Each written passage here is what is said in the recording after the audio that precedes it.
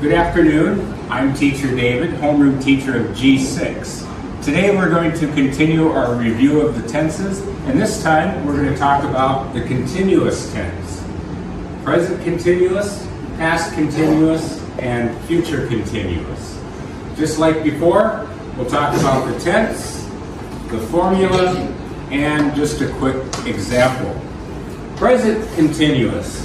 Who can tell me the subject plus what do we need to add to the verb? Anybody know? Raise your hand.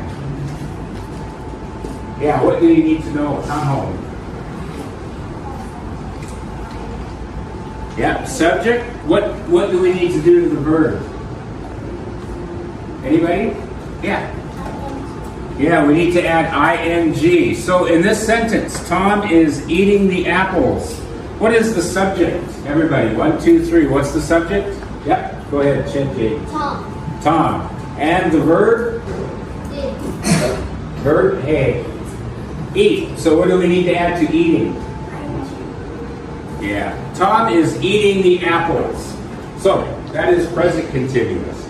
Past continuous. That happened in the past, like yesterday. Again, we have the subject. This time we add was and were. Was and were. That way we know in the past. So if we said we, do we say we was or we were? We were. Yeah. In this case, third person, Tom. Tom, was or were? Was. Absolutely. Okay, so Tom was eating the apples. What is the subject? Yeah. Tom. What is the verb? See. Eating. Eating the apples. That's right. So for the past, we add was and were and ing. Now, for the future, what will happen tomorrow? We say will. Future continuous, the subject plus will or shall plus ing, the verb plus ing. Tom will be eating apples. What if we say Tom will be drinking orange juice tomorrow? What is the subject? Tom. What is the verb? Drinking, yeah? Tomorrow. All right, so one more time. Present continuous, the subject plus am, is, are, and the verb ing.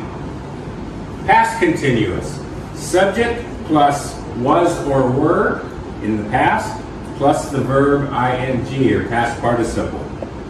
Next, future continuous, the subject plus will or shall, and the verb ing.